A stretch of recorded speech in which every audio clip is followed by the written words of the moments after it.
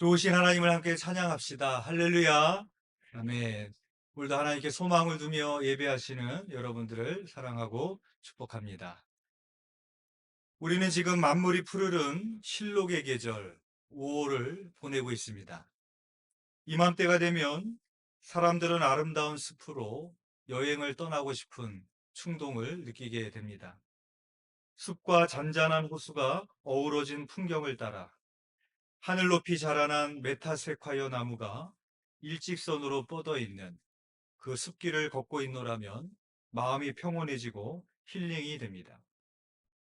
이렇게 아름다운 숲을 찾아가게 되면 먼저 공기부터 다릅니다. 나무들이 내뿜는 피톤치드를 맡고 있노라면 마음이 편안해지고 기분이 좋아집니다. 실제로 피톤치드는 스트레스를 완화해주고 면역력과 심폐 기능을 강화해주는 효과가 있다고 그럽니다. 사람이 암에 걸리게 되면 면역력이 많이 떨어지게 되는데 숲에서 뿜어져 나오는 성분들은 우리 몸의 면역력을 강화해 준다고 합니다. 그래서 암에 걸린 사람들이 공기가 좋은 곳을 찾아 떠나기도 하지요. 작년에 기도 컨퍼런스를 갔을 때 한빛감리교회 백용윤 목사님께 들었던 이야기입니다. 본인이 강원도에 있는 한 교회에 집회를 하러 가게 됐는데 집회를 하기 시작하기도 전에 먼저 걱정이 되더랍니다. 왜냐하면 지금까지 너무 빡빡한 일정을 보내서 심신이 너무 지쳐 있었기 때문에 그곳에 가서 집회를 잘 인도할 수 있을까 걱정이 되더랍니다. 그리고 그곳에 도착해서 저녁 집회를 인도하고 다음날 새벽 집회를 인도하기 위해서 눈을 떴는데 이상하게도 몸이 하나도 피곤하지 않더랍니다. 그래서 이상하다. 몸이 되게 피곤할 줄 알았는데 하나도 피곤하지 않네. 그래서 왜 그럴까 생각하다가 나중에 깨닫게 된 사실이 그곳의 공기가 좋아서 였기 때문이라는 것이죠. 이렇게 우리가 살아가는 데 있어서 무엇을 호흡하며 살아가는 것인가는 중요한 일입니다. 성경에 보면 성령님을 다양하게 묘사를 합니다. 성령 강림절에 임재하셨던 성령님은 급하고 강한 바람 같은 소리로 불의 혀로 모사되고 있고 목마른 사마리아 여인에게는 영원히 마르지 않는 생수로 성막에서는 성막을 밝히는 등잔대의 기름으로 성령이 묘사되고 있습니다. 이렇게 성경에서는 성령님을 다양하게 묘사하고 있는데 오늘 본문에 보면은 성령님은 주님의 숨결로 묘사되고 있습니다. 오늘 보면 요한복음 20장 22절의 말씀 우리 함께 봉독해 보겠습니다. 시작. 이 말씀을 하시고 그들을 향하사 숨을 내쉬며 이르시되 성령을 받으라. 아멘. 여기서 숨을 내쉰다라는 동사는 숨을 불어넣는다라는 뜻입니다. 주님께서는 제자들에게 그냥 성령을 받으라라고 말씀하신 것이 아니라 주님의 숨결을 제자들에게 불어넣어 주시면서 성령을 받으라고 말씀하셨습니다. 같은 뜻의 히브리어 동사가 창세기에서도 사용되고 있습니다. 창세기 2장 7절의 말씀입니다. 여호와 하나님이 흙으로 사람을 지으시고 생기를 그 코에 불어넣으시니 사람이 생명이 된지라. 하나님께서 인간을 지으실 때 흙으로 빚으시고 생기를 그 코에 불어넣으셨다라고 말씀하고 있습니다. 만약 인간에게 생기가 필요했다면 하나님은 생기를 따로 만드셔서 인간의 코에 넣어 주실 수도 있지 않았겠습니까? 그런데 하나님께서는 그렇게 하지 않으셨다는 것이죠. 하나님은 인간의 코에 하나님의 숨결을 불어 넣어 주셨다는 것입니다. 그때 인간이 생명이 되었다라고 기록하고 있습니다. 즉 하나님께서 인간을 흙으로 빚으시고 그 흙 속에 하나님의 숨결을 불어 넣어 주셨을 때 우리가 하나님의 숨결을 간직하고 있을 때 비로소 우리가 영적인 존재가 될 수 있음을 알 수가 있습니다. 아이를 키워보신 여자분들은 다 경험해 보셨을 겁니다. 칭얼대는 아이를 재우려고 아이를 안고 그 아이를 토닥이며 재웁니다. 그렇게 아이를 재우고 있다 보면 아이의 숨결이 느껴지죠. 그 아이의 숨소리가 너무 곱고 그 아이의 숨결이 너무나도 향기로워서 그 순간에 엄마는 얼마나 행복해지는지 모릅니다. 마찬가지로 주님의 숨결인 그 성령을 호흡하면 우리의 영이 새로워지고 성령의 열매를 맺습니다. 왜냐하면 우리의 몸은 성령의 전이기 때문에 그렇습니다. 우리는 주님의 숨결로 호흡할 때에만 육적인 욕망으로부터 벗어날 수 있고 주님의 숨결로 호흡할 때에만 두려움으로부터 벗어나 평안을 누릴 수 있고 성령의 열매를 맺을 수 있습니다. 요즘 나오는 차의 기능들을 보면 공기가 안 좋은 곳을 지나갈 때나 터널을 지나갈 때가 되면은 자동으로 창문을 올려버립니다. 황사가 가득하고 미세먼지가 많고 매연이 가득한 도심에서 운전을 할 때면 우리는 차의 창문을 닫고 운전을 합니다. 그리고 되도록 목적지를 향해서 빨리 달려갑니다. 그러나 숲길을 운전하고 가게 되면은 되도록 천천히 달려야 됩니다. 그리고 그 숲길을 달리면서 차창을 닫고 달리면 안 되겠죠. 숲길을 달릴 때는 차창을 내려야 됩니다. 차창을 내리면 숲은 향기가 되어서 바람을 타고 들어오고 열린 차창으로 들어오는 숲의 향기와 개울 소리가 나로 하여금 차 안에 있지만 숲에 머물게 합니다. 차창을 닫고 지나간다면 숲의 향기와 개울의 소리로 마음을 채우지 못할 것입니다. 마찬가지로 우리는 하나님을 향해 언제나 마음을 열고 영혼의 창문을 내려야 됩니다. 하나님을 향하여 마음을 열고 살 때 하늘의 것이 들어오는 것이고 하늘을 바라보며 영혼의 창문을 내릴 때 내린 만큼 하나님께서는 채워주십니다. 오늘 본문에 보면 제자들은 영혼의 창을 꼭꼭 걸어 잠그고 있었습니다. 오늘 보면 요한복음 20장 19절의 말씀입니다. 우리 함께 봉독해 보겠습니다. 시작. 이날 곧 안식 후 첫날 저녁 때에 제자들이 유대인들을 두려워하여 모인 곳의 문들을 닫았더니 예수께서 오사 가운데 서서 이르시되 너희에게 평강이 있을지어다. 아멘. 여기서 문을 닫고 있었다에서 닫았다는 동사 클레이오는 걸어 잠갔다라는 뜻입니다. 단순히 하나의 문만을 잠가 놓은 것이 아니었습니다. 이중 혹은 삼중으로 된 문들을 겹겹이 걸어 잠그고 있었습니다.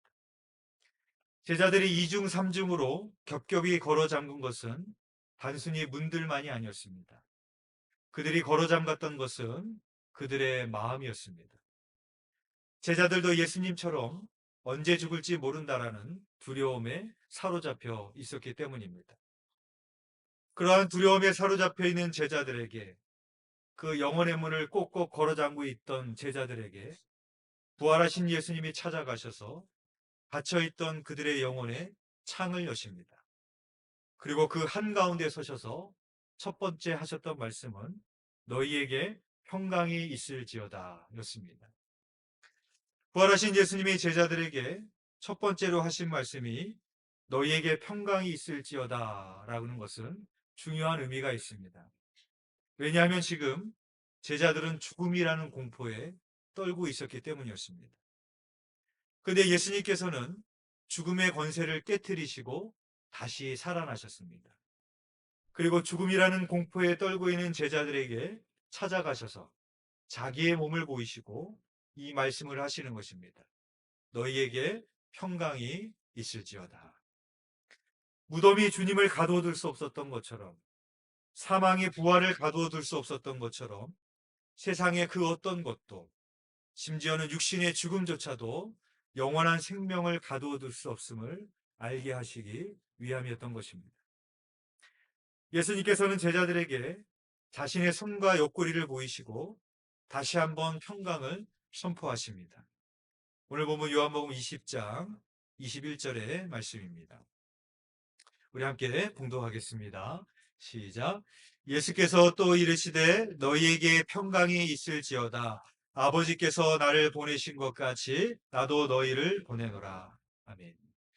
여기서 우리는 예수님께서 말씀하시는 평안의 의미를 알 수가 있습니다. 예수님께서 말씀하신 평안은 세상적인 편안함이 아니었습니다. 예수님은 제자들에게 다시 한번 너희에게 평강이 있을지어다 라고 말씀하시면서 아버지께서 나를 보내신 것 같이 나도 너희를 보내노라 라고 말씀을 하십니다. 즉 제자들에게 선교의 사명을 주시는 것입니다. 그러므로 참된 평안은 세상적인 편리함과 부요함에 있는 것이 아니라 하나님의 부르심에 응답하여 사명을 쫓아가며 살아갈 때 주시는 평안함인 것입니다. 즉 우리의 삶의 목적이 분명해져서 하나님의 나라와 영광을 위해서 살아갈 때 주시는 평안함인 것입니다. 우리가 생각하는 평안함은 편리함이고 문제가 없는 것이고 부요함입니다. 그러나 예수님이 말씀하시는 평안함은 진리의 말씀을 쫓아갈 때 주시는 평안함입니다. 십자가의 길을 걸어갈 때 주시는 평안함이고 사명을 위해 살아갈 때 주시는 평안함입니다. 그래야 사도 바울은 우리에게 이렇게 권면하고 있습니다. 빌립보서 4장 6절에서 7절의 말씀입니다. 아무것도 염려하지 말고 다만 모든 일에 기도와 간구로 너희 구할 것을 감사함으로 하나님께 아뢰라. 그리하면 모든 지각에 뛰어난 하나님의 평강이 그리스도 예수 안에서 너희 마음과 생각을 지키시리라. 이 글을 쓸 때 바울은 로마의 감옥 속에 있었습니다. 세상적인 평안함을 누릴 수 없는 그런 상황 가운데 있었던 것이죠. 로마의 감옥은 2중 3중으로 철문이 굳게 닫혀 있었습니다. 그곳은 지하의 암흑천지요, 먹을 것이 제대로 공급될 리가 없었을 것입니다. 모든 여건이 지옥과 다를 바가 하나도 없었지만 그 속에서도 바울은 평강을 간직한 사람이었습니다. 아무리 철문이 겹겹으로 잠겨 있을지라도, 아무리 암흑천지라고 할지라도 시간과 공간을 초월하여 우리와 함께하고 계시는 주님이 계시기에 이 세상의 그 무엇도 그의 평강을 빼앗아갈 수가 없었던 것입니다. 바울은 평강을 지킬 것에 대해서 이어서 이렇게 말을 합니다. 빌립보서 4장 8절에서 9절의 말씀입니다. 끝으로 형제들아 무엇에든지 참되며 무엇에든지 경건하며 무엇에든지 오르며 무엇에든지 정결하며 무엇에든지 사랑받을 만하며 무엇에든지 칭찬받을 만하며 무슨 덕이 있든지 무슨 기름이 있든지 이것들을 생각하라. 너희는 내게 배우고 받고 듣고 본 바를 행하라. 그리하면 평강의 하나님이 너희와 함께 계시리라. 아멘. 사도 바울은 하나님의 평강에 대해 말하면서 이것들을 생각하라라고 말하고 있습니다. 여기에서 생각하라라는 말의 원어의 뜻은 계산하다, 회개하다라는 뜻입니다. 수학 문제를 풀듯이 꼼꼼하게 생각하면서 따지라는 뜻입니다. 인생에서 평안하게 하지 못하는 어려움이 몰려올 때 일반 서적이나 강의들을 보면 부정적인 생각과 어려운 생각들을 버리라고 말합니다. 그러나 하나님의 평강은 생각의 부재가 아니라 하나님의 임재하심을 통해서 오게 되어집니다. 결국 바울은 우리에게 더 깊이 생각하고 더 사고할 것을 권하고 있습니다. 어려움과 고난 앞에서 하나님의 말씀을 붙잡고 하나님의 평강이 임할 때까지 생각하고 사고하고 끝까지 사고해야 됩니다. 어려움 앞에서 생각을 포기하게 되면 상황과 감정의 노예가 되어버립니다. 더 깊은 우울과 좌절로 낙심하게 되기 때문입니다. 하나님의 평안은 가만히 안락 의자에 앉아있는 상태에서 임하지 않습니다. 어려움 속에서도 말씀을 생각하기를 놓지 않을 때 우리에게 임하여 줍니다. 하나님의 약속을 포기하지 말고 생각하고 사고하십시오. 그러면 평강의 하나님께서 여러분들과 함께 하실 것입니다. 에스겔서 37장 9절에서 10절의 말씀입니다. 또 내게 이르시되 인자야 너는 생기를 향하여 대언하라. 생기에게 대언하여 이르기를 주 여호와께서 이같이 말씀하시기를 생기야 사방에서부터 와서 이 죽음을 당한 자에게 불어서 살아나게 하라 하셨다 하라. 이에 내가 그 명령대로 대언하였더니 생기가 그들에게 들어가며 그들이 곧 살아나서 일어나 서는데 극히 큰 군대더라. 에스겔 선지자가 하나님의 인도하에 따라서 어느 골짜기에 다다랐을 때 그곳에는 마른 뼈, 해골만 가득하였습니다. 그러나 에스겔이 하나님의 명령대로 하나님의 생기, 하나님의 숨결을 불어넣었을 때 그 마른 뼈들이 살아 일어나 큰 군대가 되었습니다. 하나님의 숨결은 영원한 숨결이요 진흙을 생명으로 마른 뼈를 군대로 변화시키는 창조의 숨결이요 전능하신 숨결이기 때문입니다. 그러나 사람의 숨결은 어떻습니까? 전도서 1장 2절은 이렇게 전하고 있습니다. 전도서 1장 2절의 말씀입니다. 전도자가 이르고 이르되 헛되고 헛되며 헛되고 헛되니 모든 것이 헛되도다. 세상에서 모든 것을 다 가지고 누려보았던 솔로몬의 입에서 나왔던 말이 헛되고 헛되며 헛되고 헛되니 모든 것이 헛되다라는 고백이었습니다.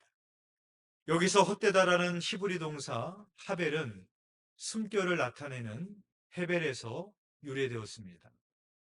이때의 숨결이란 하나님의 숨결이 아니라 인간의 숨결을 의미합니다. 지금 우리는 모두 숨을 내쉬고 있습니다. 그리고 들이마시고 있습니다. 우리가 지금 내뱉고 있는 숨결은 흔적도 없이 다 사라지고 맙니다. 이처럼 형체도 없이 사라지는 인간의 호흡처럼 인간이 자기의 숨결을 의지할 때 그 인생은 헛될 수밖에 없습니다. 그러나 주님께서는 우리를 향하여 당신의 숨결을 불어넣어 주시는 분입니다. 우리는 어떠한 상황 속에서도 헛되고 헛된 인생이 아니라 두려움에 빠지는 인생이 아니라 하나님의 숨결을 가지고 살아갈 때 평강을 누릴 수 있는 성령의 사람이 되어지는 줄 믿습니다. 바라기는 주님의 숨결로 호흡하시고 성령으로 호흡하며 평강을 누리는 성령의 사람이 되시기를 주님의 이름으로 축원드립니다. 기도드리겠습니다. 사랑과 은혜가 풍성하신 하나님 아버지, 하나님께서는 인간을 흙으로 빚으시고 당신의 숨결을 불어넣어 주심으로 생명이 되었다라고 말씀하셨습니다. 그러나 하나님, 우리가 이 땅에 살아가는 동안에 주님의 숨결로 살아가지 못하며 나의 호흡으로, 육신의 호흡으로 살아가고자 할 때가 많이 있습니다. 그래서 육적인 욕망에 사로잡힐 때가 있고 누군가를 향하여 분노하며 화를 내며 우리의 호흡이 가빠지며 씩씩대며 분을 내며 우리 호흡이 얕아지는 것을 보게 되어집니다. 하나님 아버지, 주님의 숨결로 호흡하며 살아가는 성령의 사람이 되게 하여 주시사 우리가 어떤 상황 가운데서도 주님의 평강을 누릴 수 있는 평강의 사람이 되게 하여 주시옵시고 육신의 욕망을 쫓아 살아가는 그저 있다가 사라지는 그런 허망한 존재가 아니라 우리에게 명령하신 하나님의 부르심과 사명을 쫓아 살아가는 성령의 사람이 되어줄 수 있도록 인도하여 주시옵소서. 주님께서 함께하여 주실 믿사오며 예수 그리스도 이름으로 기도드렸사옵나이다. 아멘. 찬송가 187장 찬양하시면서 준비하신 예물 봉헌하겠습니다.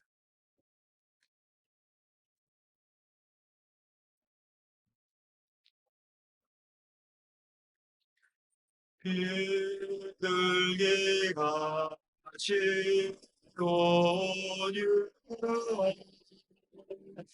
그래서 여오셔서 거친 마음을 만지사 위로와 평화 주소서 진리의 빛을 비추소서 주의 아우오며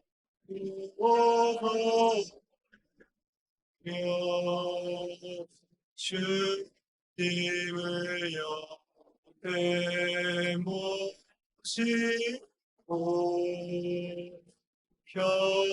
편안히 살게 하시옵소서. 주님과 동행하면서 거룩한 기도에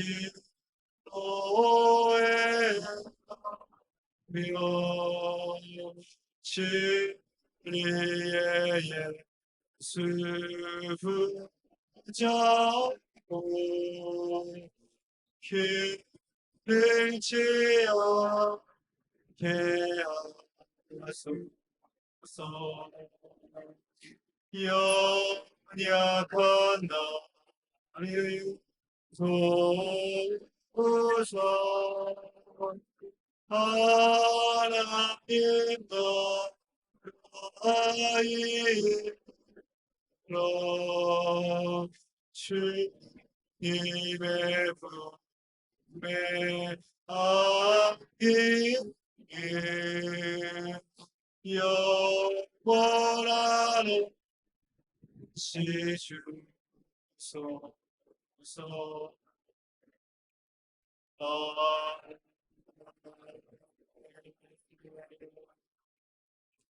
그러신 예물을 위해서 기도드리겠습니다. 은혜와 긍휼이 풍성하신 하나님, 일주일 동안 세상에서 살다가 거룩한 주일을 구별하여 이 시간 우리가 하나님 앞에 예배합니다. 이 시간 우리의 마음을 거룩히 구별하여 주님 앞에 드리며 또 이 시간 우리에게 주신 물질을 거룩히 구별하여 하나님 앞에 예물로 봉헌합니다. 하나님께서 이 예물을 기쁘게 흠양하여 주시사 사랑하는 우리 성도들의 삶 가운데 날마다 넘치도록 부으시는 하나님의 은혜가 가득할 수 있도록 축복하여 주옵소서. 하나님 아버지, 오늘 이 예배 가운데서 세상적인 환경 가운데 나의 상황 가운데 평안을 누리지 못하고 온 성도님들이 계시다면 주님의 숨결을 불어넣어 주시기를 원합니다. 하나님의 숨결로 호흡할 때 그 마음속에 세상에 줄 수 없는 평강을 누리게 하여 주시옵시고 다시 한번 나에게 주신 그 부르심을 향하여 살아갈 수 있도록 새 힘을 더하여 주옵소서. 아프신 환우분들에게 함께하여 주시기를 원합니다. 메마른 뼈에 생기를 불어넣어 주실 때 그 메마른 뼈들이 하나님의 군대로 일어났던 것처럼 하나님께서 우리 아프신 환우분들의 그 아픈 곳에 주님의 숨결을 불어넣어 주시사 그 모든 아픈 환부들이 치유되어지는 역사가 있게 하여 주시옵시고 회복되게 하여 주시고 강건케 하여 주셔서 주의 일에 힘쓰는 자들이 되게 하여 주옵소서. 하나님 아버지, 또 우리 연로하신 우리 성도님들에게 함께하여 주시길 원합니다. 일평생 주님의 몸된 교회를 위하여 수고하고 애쓰신 우리 원로 장로님들과 원로 권사님들과 원로 집사님들에게 함께하여 주시사 하나님 아버지, 그 기도들이 하나도 땅에 떨어지지 아니하며 또 그 기도가 하나님께서 좋은 것으로 우리 교회 가운데 응답되게 되어질 줄 믿습니다. 우리 연로하신 성령들의 건강을 지켜주시사 주의 전을 출입할 수 있는 힘을 허락하여 주시옵소서. 그 마음이 외롭지 아니하도록 주님께서 늘 위로하여 주시고 어디에 있든지 간에 늘 주님의 임재하심을 느끼며 하나님과 깊은 교제 가운데 나가는 우리 성도님들이 될 수 있도록 인도하여 주옵소서. 이 예물을 주님께서 기쁘게 받으실 줄 믿사오며 예수 그리스도 이름으로 기도드렸사옵나이다. 아멘.